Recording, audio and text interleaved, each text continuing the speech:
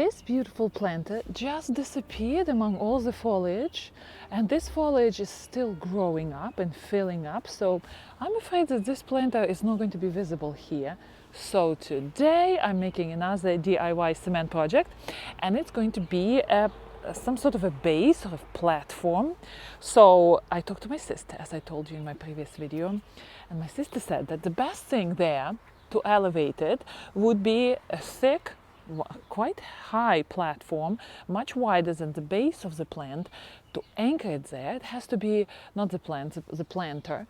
It has to be rectangular and quite big.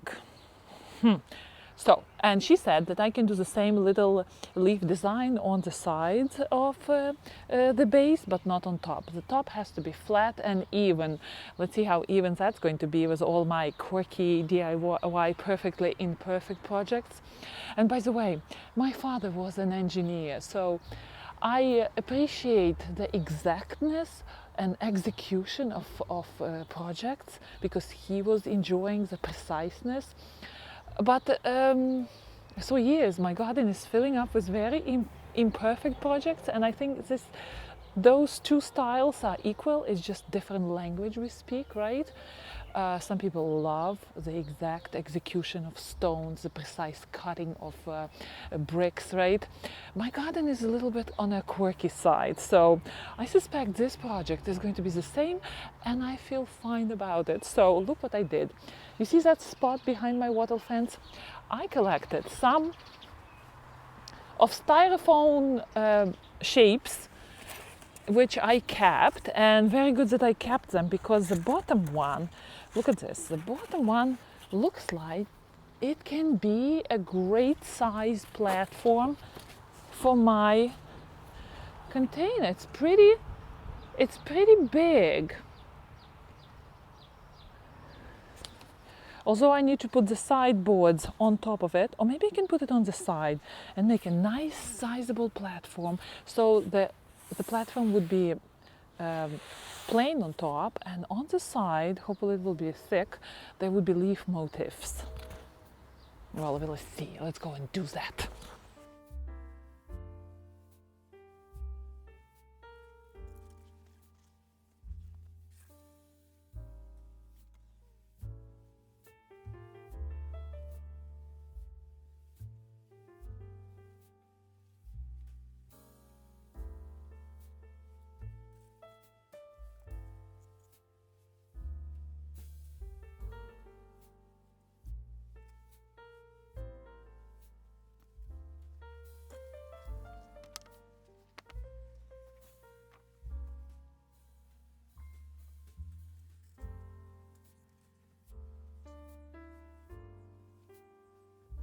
And I see when people make one shape, cement shape over and over again, they buy these styrofoam sheets and they cut them to the precision, whichever they need.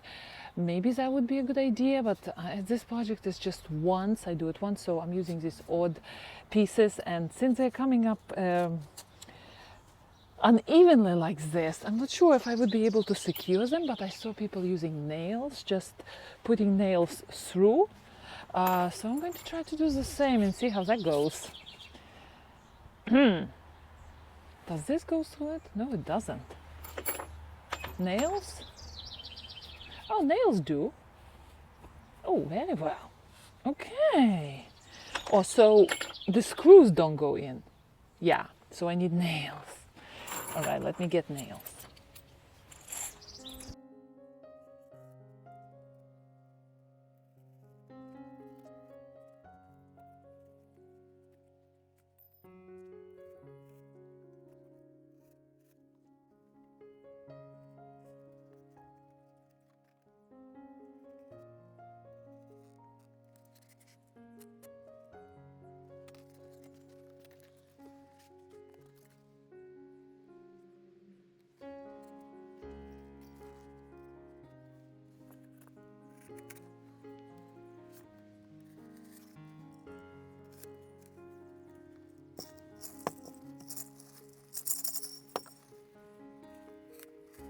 It's not going to be the smooth surface where cement is perfectly squarish. I cannot achieve it with this form here because there are so many connections here. So for this project, I'm going to use this mortar quick set mix, which sets very fast, and then it gives me a chance to manipulate it a little bit. I don't want that sleek cement finish, so I'm going to chisel it away and turn it into some sort of like this water fountain here surface, which will, after acidifying the surface, it will look just old and perfectly there, like it existed there for many thousands of years, right? And every time I'm looking at nails, I'm thinking about my husband, my father, because he built his own house, and I was a little girl, and I was in charge of collecting all the nails which would accidentally fall onto the ground from all the walls and roofs he was building. So every time I look at nails, I think about my dad, God bless his soul. All right, let's mix the cement to a nice consistency, fill it in, let it set. You were asking me how quick is the setting time. Well, as quick as 30 minutes, the cement is workable, so I can manipulate the surface. But otherwise, I will let it sit outside for several days, and then I will move it in. And this type of cement is fully cured, maybe 28 days, 20 days, so it accumulates the strength as days go by. But I do want to introduce those wines on the side, so maybe I'm going to do it today. I don't want to wait and then let it sit and get hardened.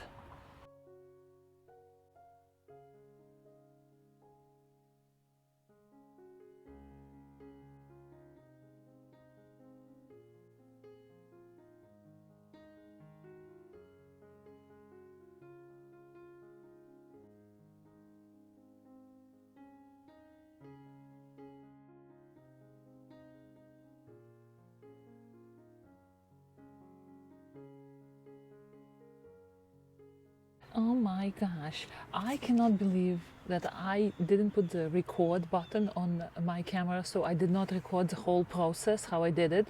But basically what I did, let me tell you what I did. I leveled it, then I realized that the amount of cement is not too high, so I faked it. And here I will put just bricks, so my cement platform will rest on bricks, and the sides will mimic the height, right? So it will visually look much higher. Ooh, the heat right now the cement generates because it's curing. But listen to the sound. It's ready to be manipulated. Actually, it's a little bit late. Let me see if I can scrape this. Oh yay, it's a little bit too late to do it. I was in the house maybe for 45 minutes. Okay, let me get it out.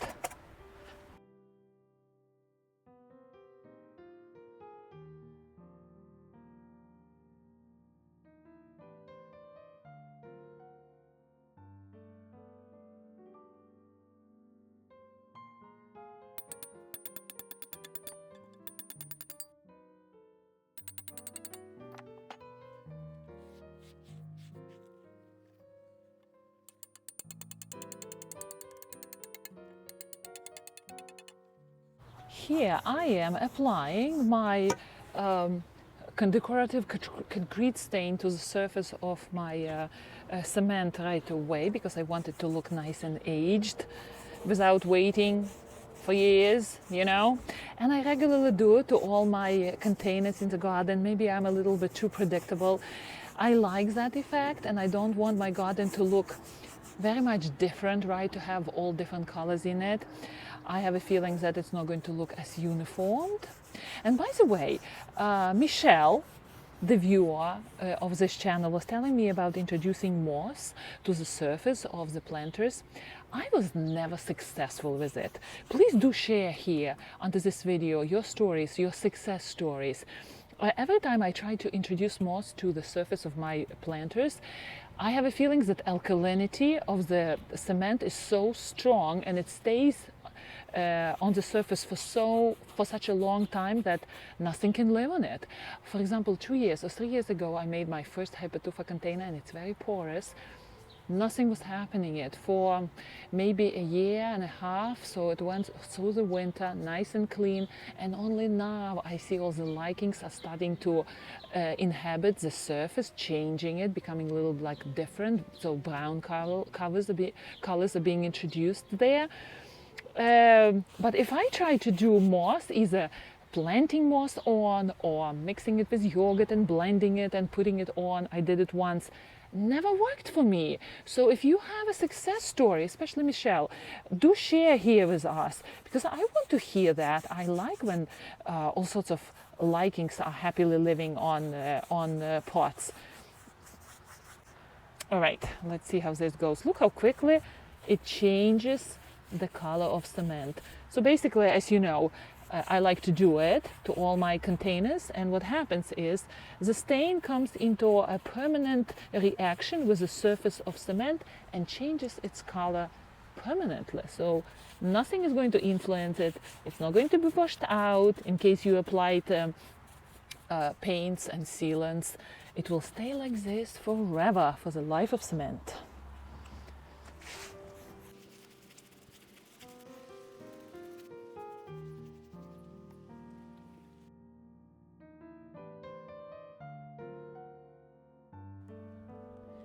After 2 hours, my cement slab is ready to be worked on.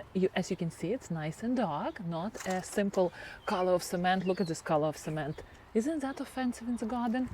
All right, so now I'm going to do little details here, like a weaving little pattern, and I wanted to make it intricate, so I'm going to use cement all this rapid set, because I don't want it to be runny, you know, it has to stay, and I want to work on the vertical side of surface on all 4 of them. It's kind of easy to judge how the design is going to look. So you were asking me what type of cement mix I use, and it's funny that people, as you said, very often people just label these projects as concrete urn. Well, concrete is a mixture of cement, sand and stones. Cement is just cement and some aggregates, like for cement to be easy to work on. And then we have mortar. Mortar is a mix of cement and sand. So you can use mortar, because for this I used mortar for the body. But for some things lighter details, cement is better. You can use mortar as well. On my previous project I used mortar, and I felt that it was a little bit more difficult to work with it. It was somewhat heavier laying on under my hands. So today I'm going to use cement all, and again it's fast setting. You have only 15 minutes to quickly work. It can be pressure, but I love it. I love what you can do with it in the garden.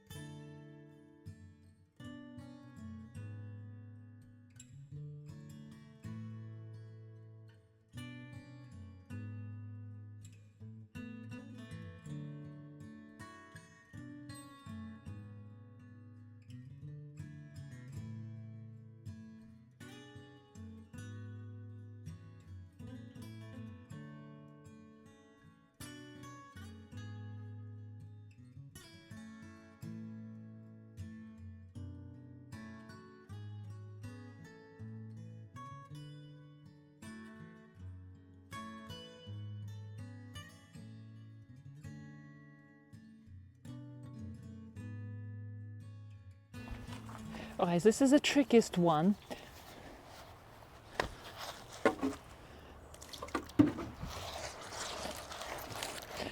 This hardened, I quickly took it out. I'm reapplying water quickly.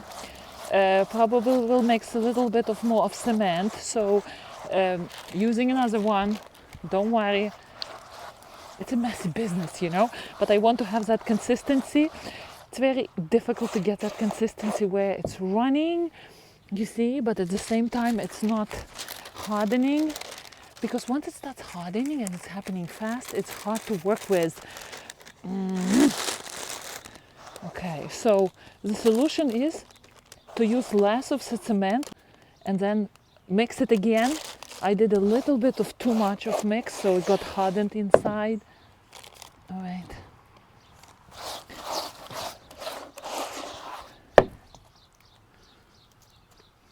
What a mess. But then the results are so beautiful. Eh.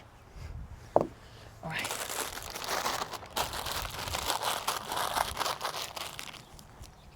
It's a little bit soft, so let it harden a little bit, and then I will do this side.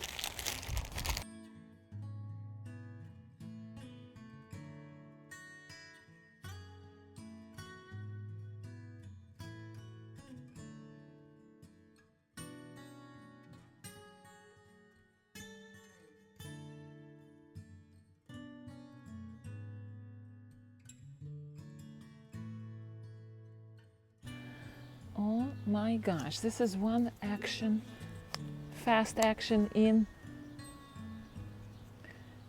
15 minutes. And it's already starting to harden, so I have to make sure all the edges are kind of soft.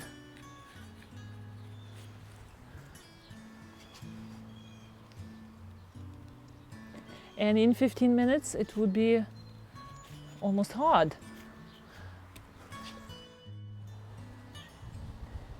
Several hours later, and look at the difference. You know what I was thinking? It would be nice for some of the future projects to leave the cement as is on the darker background. Wouldn't that look lovely? I have to think about it. Right now I'm going to put another layer of acidifier on everything again, so there would be a difference between the background and my little intricate cement weave. And I will leave it overnight, and we will come back to this project tomorrow.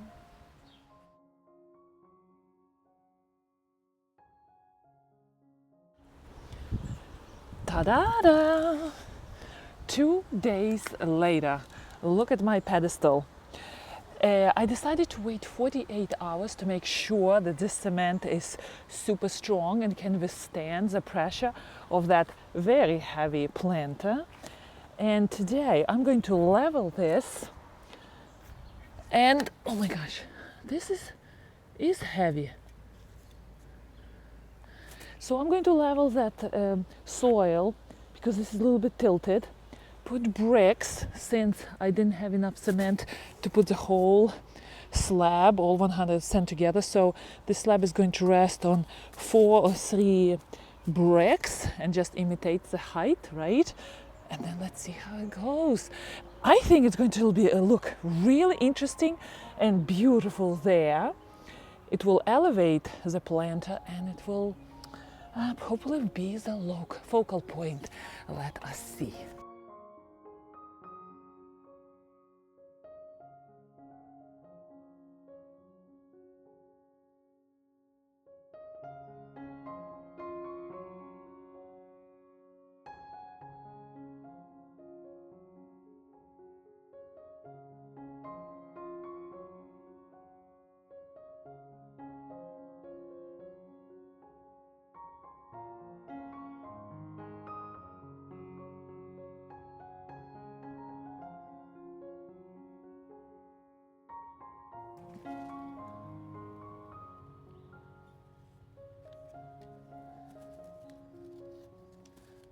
Let me see.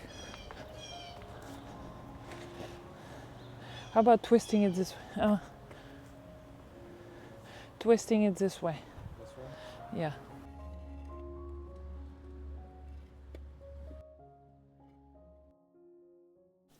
My cement urn and the planter is made just on time, when the generous gardener rose is going to go into its glorious time of blooms. Just look at all the buds ready to open, maybe in a week or so. Here I'm going to take care of this unsightly corner here, but meanwhile here it is. And after looking at it, I realized that the outline of the plant coincides with the trunk of the tree. And here I took care after all the ajugas, making sure that I weeded extras out and they look natural, they have this natural outline. So back to the tree trunk. You see how I don't see well the outline of the planter because the tree is at the back there? So I might end up moving some of the hostas too, replanting them and making sure that you can see the planter well. Very happy with this project. Now I'm going to see it settling into the landscape, aging together as the season moves in and the foliage of hostas maturing. Hopefully it will become darker and better with age and will look as if it was here for years already. And a very happy birthday to Shelby, who is celebrating her 30th birthday this week. Her family is coming over to help her to plan her rose garden. How exciting is that? So Shelby, happy birthday. And as always, happy gardening. It's getting pretty cool. Roses are ready, almost. And generous gardener, oh, the smell is just wonderful. I was waiting the whole year for this beautiful month.